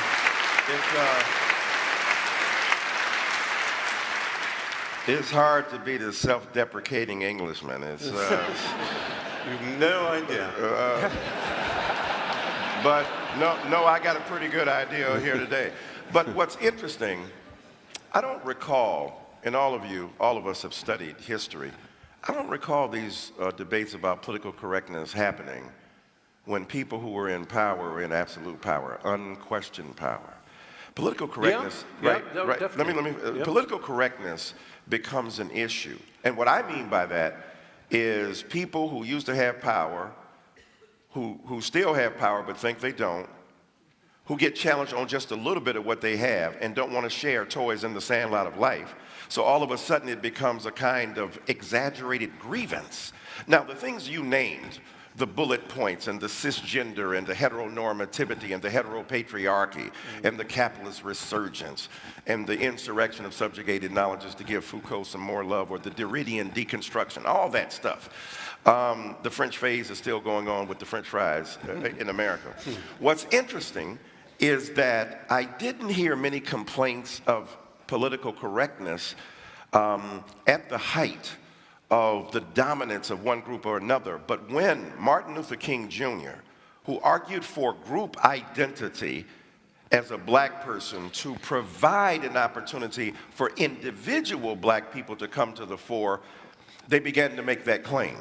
Oh, now they didn't call it political correctness. You're siding with those who are against free speech. You're siding with those who don't want me as a white person to be recognized in my humanity. And what I mean by political correctness is the kind of politics of ressentiment that are articulated by various holders of power at certain levels, at various levels. That one of the beautiful things about Foucault that I take as opposed to Max Weber is that Foucault said power breaks out everywhere. I would think a person who's critical of political correctness like you would appreciate this, as opposed to Max Weber, who said power is over there in a hierarchical structure where subordination is the demand. Foucault said no, power breaks out even among people who are disempowered. So you can hurt somebody in your own community. What's more politically incorrect than a black Baptist preacher identifying with a first-century Palestinian Jew and still loving atheists? What's more politically incorrect than a black intellectual going on Bill Maher and defending his ability to continue to have his show despite using the N-word? I, sir, believe in a politically incorrect version. When I go as a black Baptist preacher to chastise my fellow believers about their homophobia, that goes over like a brick cloud. When I come into arenas like this, I understand that my back is up against the wall. But I think... Come and sit over here. I want to sit on your lap. I want to sit on your lap in a while. But what I'm saying to you... But don't get excited. But what I'm saying to you... Don't flatter yourself. Oh, well, that's all right. I see how you've been looking at me. So what's interesting is that when we look at the way in which we as societies, in a free Canadian society and a free American society, when I look at what is seen as political correctness, it to me has been a mass of jumble that has been carved together out of the politics of resentment that powers once held no longer are held. Freedoms once exercised absolutely must now be shared. So I am in agreement with both of my gentlemen to my right who believe that political correctness has been a scourge, but not necessarily the way you think so. I think it's been a scourge because those who have been the deployers of power and the beneficiaries of privilege have failed to recognize their particular way. And at the end of the day, I think that those of us who are free citizens of this country and of America should figure out ways to respect the humanity of the other, to respect the individual existence of the other, but also respect the fact that there have been barriers placed upon particular groups that have prevented them from flourishing. That's all I mean by political correctness. Okay, I'm going to, well said. I'm going to give, before we go to closing statements, the final words on this topic to Michelle and then you, Jordan. So I think part of the frustration here is that I think that both of you have radically different ideas of what we're talking about when we talk about political correctness. It seems to me that you're talking about politically correctness. You mean this kind of feeling of anxiety that a lot of people feel because we all live now in this terrible crowdsourced panopticon when you worry that any stray phrase that you use will be, any stray phrase you utter might be used to defame you, right? And I think that a lot of people feel that anxiety. I disagree that that is something that is being solely kind of perpetrated against, you know, insouciant kind of Oscar Wildean figures by a censorious left-wing horde, because it's coming from all directions, right? This phenomenon, which sucks, is all over the place. I mean, I get it when I write something critical of the way that the IDF behaved in Gaza. You know, it's coming at everyone, and I think that there's a way in which when it comes at a certain sort of figure and there's a certain set of complaints, and you feel unjustly criticized and you feel silenced, which again I think is really different than being silenced. You call it political correctness, and I would like the culture also to be more, you know, freewheeling. I think one solution, you know, you're not going to kind of get the left to I don't know, they can't kind of put an end to this because it is much more of a mob social media phenomenon than it is kind of some diktat coming up from on high.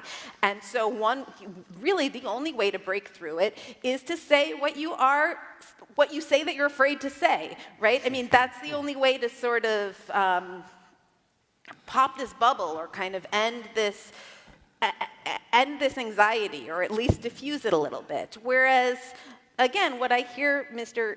Peterson talking about as political correctness is something much more broad and much more kind of much more fundamental to social change. And you're talking about, you know, you want me to define, or one of us to talk about when the left goes too far. And if I'm, you know, I certainly don't want to be a woman putting words in your mouth, but if I hear you correctly, what you're saying is that you want me to kind of renounce Marxist categories, or to... It's up to you.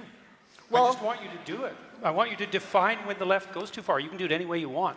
Like I said, I think that the left goes too far when it is violent or censorious, when it tries to shut people down or no platform them, or when it acts violently. I'm not sure what you expect Something beyond deeper. that. Something deeper, how? Yeah. Well, I'd like you to contend with the set of left-wing ideas that produced all the left-wing pathologies of the 20th century, and to define how you think standard left-wing thinking, which has a valuable place, goes too far, since it obviously does. Has the right gone too far? Has the right gone too far? Of course the right has gone too far. Tell us how. Well, how about Auschwitz? I mean... Well, I was talking about 20th century right? politics. What else? More recently, what has gone wrong with the right? Look, I don't like identity politics players at all. I don't care whether they're on the left or the right. I've been lecturing about right-wing extremism for 30 years. I'm no fan of the right, despite the fact that the left would like to paint me that way because it's more convenient for them. How has the right gone too far recently? Well, where? It's threatening to go too far in identitarian Europe, that's for sure. It's gone too far in Charlottesville. It went too far in Norway. Like, how long a list do you want? And why am I required to produce that? To show you that I don't like the identitarian right? I just thought I'd ask you. I was actually asking you a question. So your assumption is somehow that I must be on the side of the right. It's like, look, the right hasn't occupied the humanities and the social sciences. It's as simple as that for me. If they had, I'd be objecting to them. Say that again, I didn't hear that. The right has not occupied the social sciences and the humanities. And the left clearly has. The statistical evidence for that is overwhelming. Sir, what about IQ testing in terms of genetic inheritance? Sir, we're here to talk about political correctness, and we've done a damn poor job of it. I see. I gave you an example. Okay, now you can't answer it. Let's all then redeem ourselves with our closing statements. I'm going to put 3 minutes on the clock. We're going to go in the reverse order of the opening. So, Stephen, you're up first. Oh, lordy, lordy. Yes, up. There we are. I'll hide behind the lectern in that case. Well, I've been fascinated by this conversation. There's been an enormous clash of cultures in the conversation. We've had, you know, classic, if I can call it, huckstering snake oil pulpit talk, which is, it's a mode of discourse, it's a rhetorical style that I find endlessly refreshing and vivifying, but I'm not sure that we actually focused on the point in question. And my objection has always been towards orthodoxies. I'm a heterodox and a contrarian, and I can't help myself. And I think there's been an underestimation of the fact that language does affect people. It does make the young in particular, as they're starting out on their educational or their work careers, it makes them very anxious, it makes them very angry, very upset, very alienated, to feel that they don't know anymore how to operate in the world, how to engage in relationships, how to think honestly. So they accrete more and more to their own mini groups. And I think that's dangerous and unhappy for society. I think it's reflected in a paucity of cinema and literature and art, and the culture generally is that there's a fear that's pervading it. And while people can talk to academia and say, you should come and see our lessons, our lectures are open and free and ideas are exchanged, I'm sure that's true.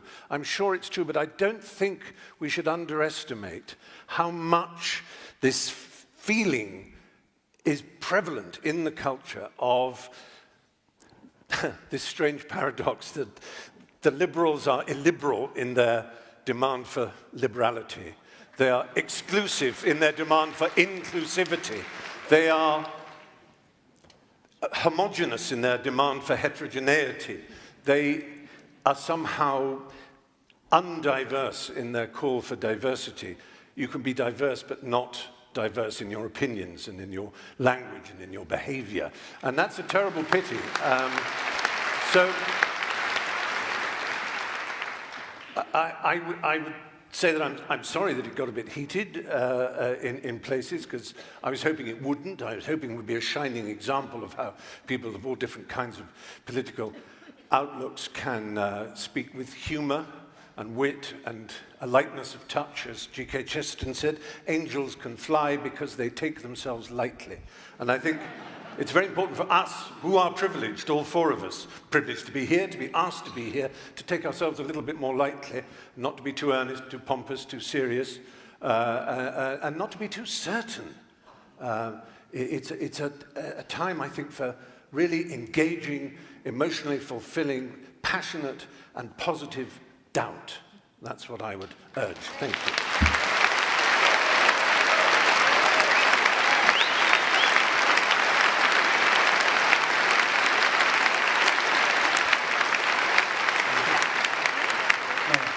Michael, we're going to put 3 minutes on the clock for you. Please, your closing. Thank you so much for that compliment, Brother Fry. I'm used to not exclusively white men who see black intelligence articulated at a certain level feeling a kind of condescension.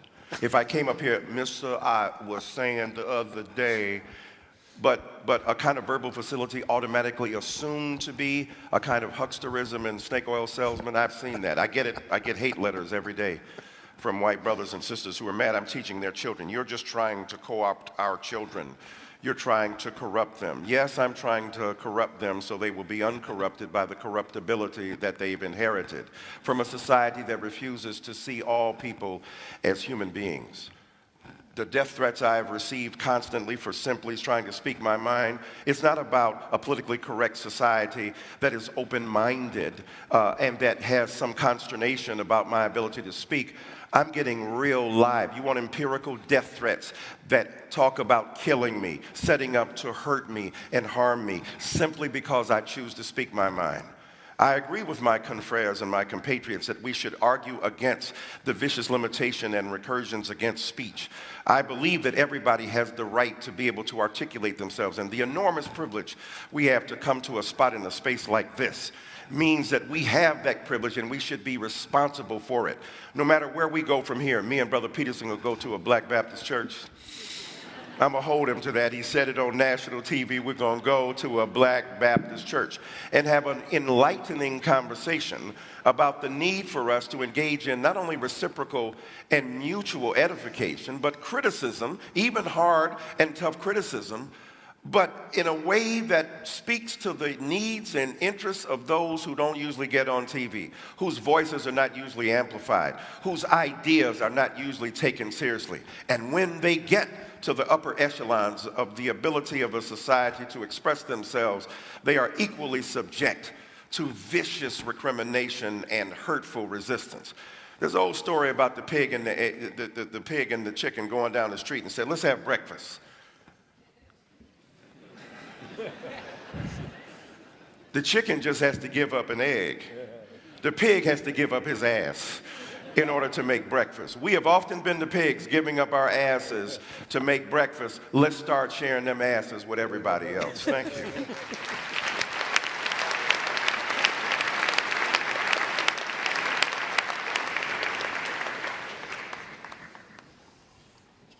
So I'm not here to claim that there's no such thing as oppression, unfairness, brutality, discrimination, unfair use of power, all of those. Anyone with any sense knows that hierarchical structures tilt towards tyranny and that we have to be constantly wakeful to ensure that all they are isn't power and tyranny. It's interesting to hear Foucault referred to. It's unfortunate, but it's interesting. You know, because Foucault, like his French intellectual confreres, essentially believed that the only basis upon which hierarchies were established is power. And that's part of this pernicious politically correct doctrine that I've been speaking about. When a hierarchy becomes corrupt, then the only way to ascend it is to exercise power. That's essentially the definition of a tyranny.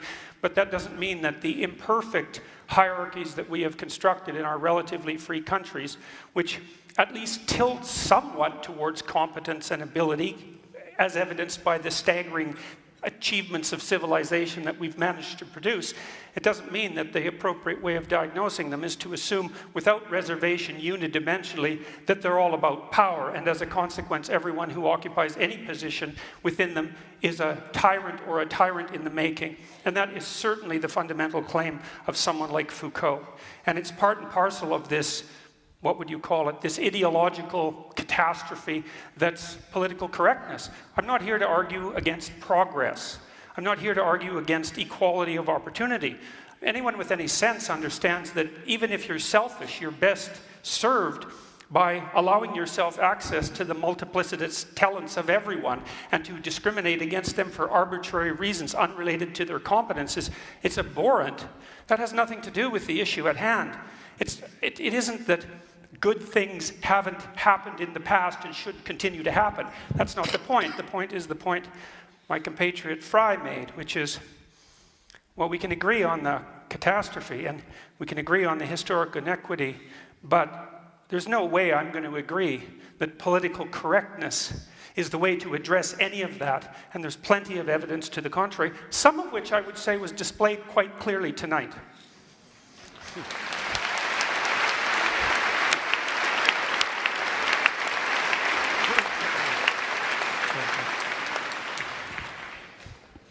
So I think one of the irresolvable issues that we're all coming up against is the role of feelings, right? Stephen Fry has kind of asked us to recognize and empathize with this feeling of being silenced, of being threatened, and I do, and I get it. You know, I feel it sometimes too in my columns. I hate it when I write something that then, you know, gets a kind of irate Twitter mob after me.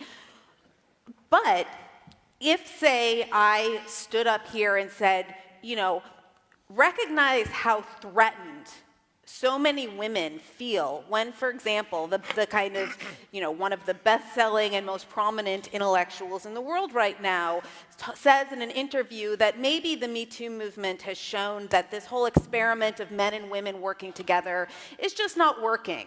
Or, maybe if women don't want the workplace to be sexualized, they shouldn't be allowed to wear makeup. I didn't right? say that. Well, Google I it. didn't say it was that. a Vice interview. Google it. Yeah, well. So, right, if I say, I feel threatened, right, then I'm being kind of politically correct and hysterical. So much of the debate about political correctness. But there's one group that really does think its feelings should be accommodated. And that is what we keep coming up against, is that, there's a group of people, and to some extent I'm part of it, that feels uniquely that our feelings of being silenced, marginalized, censored, that those feelings need to take primacy, that we can kind of sneer when these other groups ask for us to take seriously their feelings of being threatened or their feelings of being marginalized. Then we call those demands political correctness. And I would finally say that I think there's a fair amount of research that people become more closed-minded, more tribal, when they feel threatened, when they feel that their group identity is at stake. And so as much as, you want to blame the left for the rise of the right, I think that when that the rise of the right, the rise of people who are questioning the fundamental ideals of pluralistic liberal democracy, the more those views are mainstreamed, the more people, I think, are going to shut down in response because people are really scared. Thank you.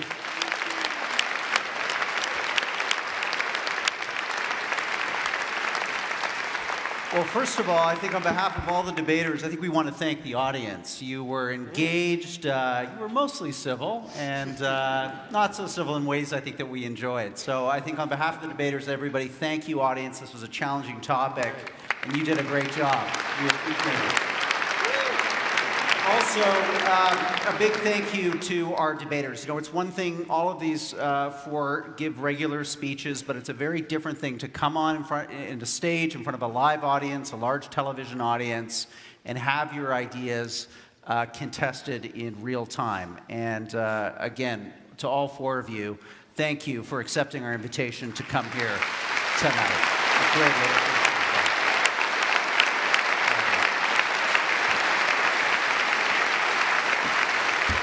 So, a few final notes. First, thank you to the Aurea Foundation, the Monk family, for once again convening us here at Roy Thompson Hall. We're going to do it all again this coming autumn. All of you have a ballot here in the hall. You can vote on your way out. We'll have those results for you just probably after 9:15. And let's just quickly review where your opinions stood at the beginning of tonight's contest. On the motion, be it resolved, what I call political correctness, what you call political correctness, I call progress. 36% agree, 64% disagree.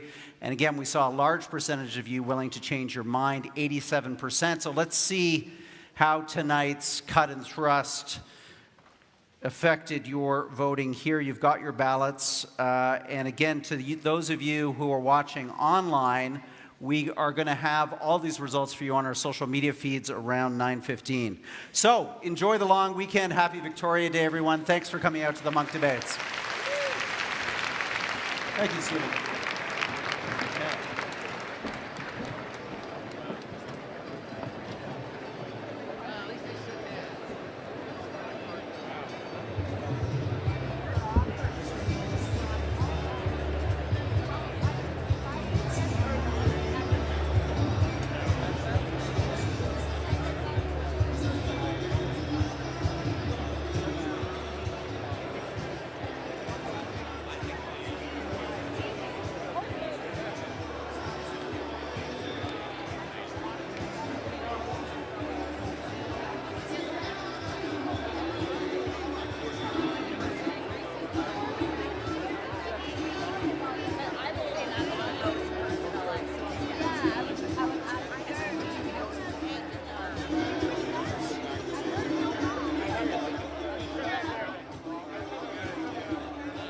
Peterson and Stephen Fry right now to get their reactions to tonight's debate. Some hotly contested moments here, so we'll be curious to see what happens with the audience vote over the course of the next few minutes. And also for those of you watching online, we have had our running poll.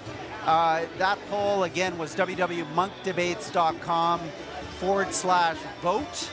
So go there, check out, see how each of these debaters did in terms of their opening statements, their rebuttals, the moderated section, and the closing statements. Did we see any changes there? So again, we're going to go right now to Stephen Fry and Jordan Peterson, get their thoughts on how the evening played out.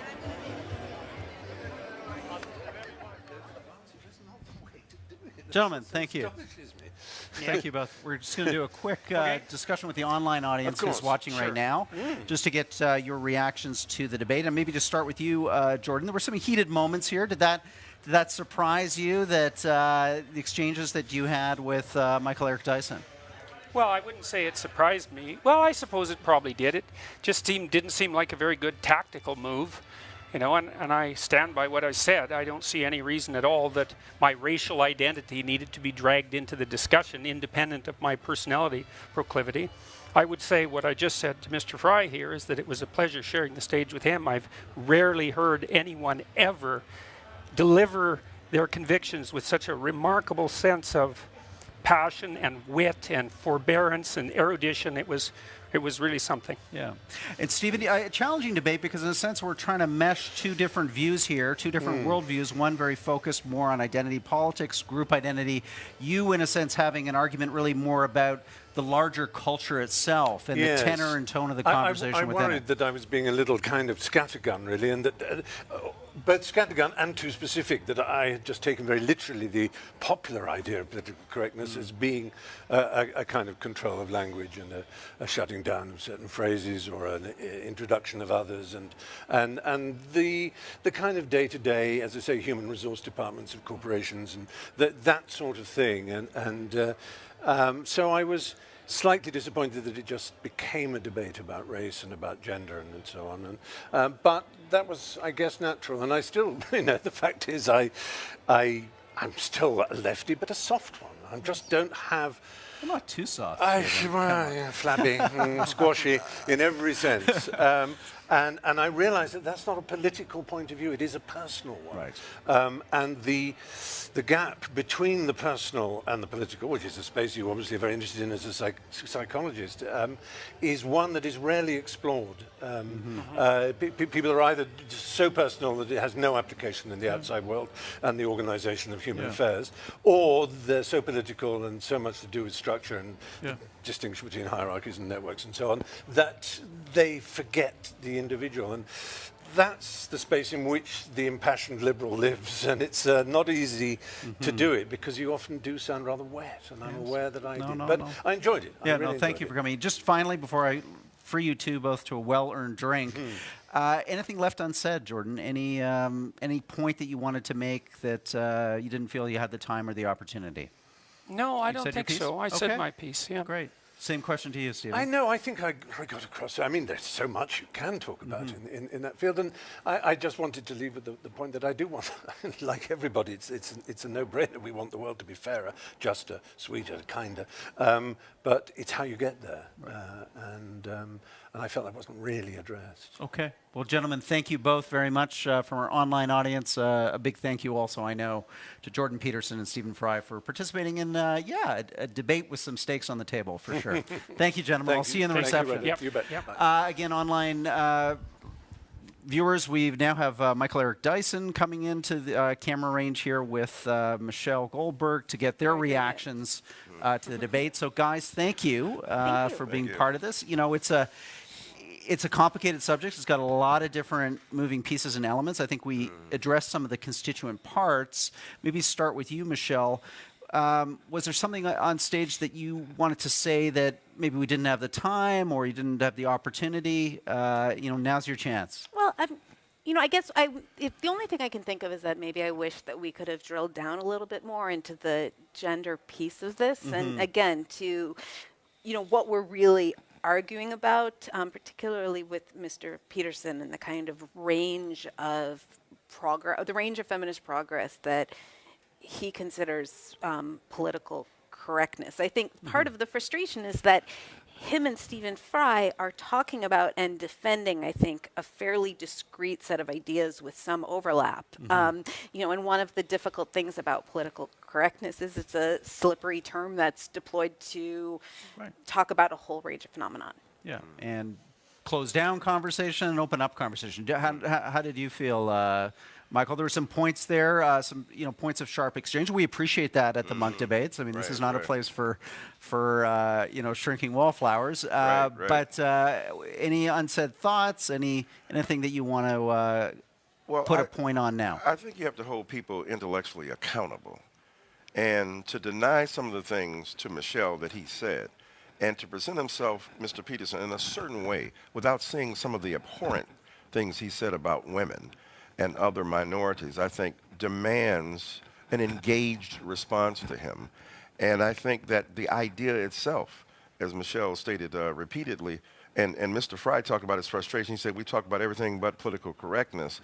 Well, the reality is political correctness rests upon some serious political work in this culture, in Canada and in America, that needs to be done. And what I tried to, in terms of giving a brief genealogy, we didn't have political correctness as long as white, straight men were in charge. There was no argument about, let's get this right. But when people who exercise power no longer exercise absolute power, still predominant power, then there's an argument. And I think, to Michelle's point, about gender, about the workplace, about race, about sexuality and the like, I just think that it was a unnecessarily vigorous and sometimes sharply worded debate between us all. Michelle, final word to you. Well, if you are curious about the quote that I mentioned about, maybe this experiment with women and men working together, maybe it's not working. I mean, please do Google it. It's an interview with Vice. Did you put one of your columns? Promote one of your columns. I don't know, but I guess me and Stephen Fry probably could have sat on the same side of another debate, but again, I feel like the phrase political correctness has expanded to cover a whole range of challenges to, I thought it was really interesting how much people were talking about their feelings, because when women talk about their feelings, right, that is politically correct excess, and when men talk about this feeling that they can't empirically define, we should all, I guess, I don't know, change in deference to that. Okay, guys, great thoughts. Let's go get a drink in the reception. Thank you. Let's do that, I'm buying, okay? Yeah, Thanks again. Right, thanks. Hey, online viewers, thank you for being part of this Monk debate. As I mentioned, these debates are semi-annual. We'll have another one this fall. We've got a whole archive of past debates on our website on a whole range of topics going back over a decade now. And you can access those free by simply becoming a member at www.monkdebates.com. Go to the basic membership. It's free. And we have a rock-solid privacy policy there. We respect your privacy. So finally, check us out on Facebook. Thank you for the 26,000 new follows in the last 10 days. We appreciate it. This debate will be archived on our website for the next while, again, for free. So share it with friends and family. I'm Rudyard Griffiths from downtown Toronto, Canada, at the Monk debate on political correctness. See you again in the autumn. Take care. Good night.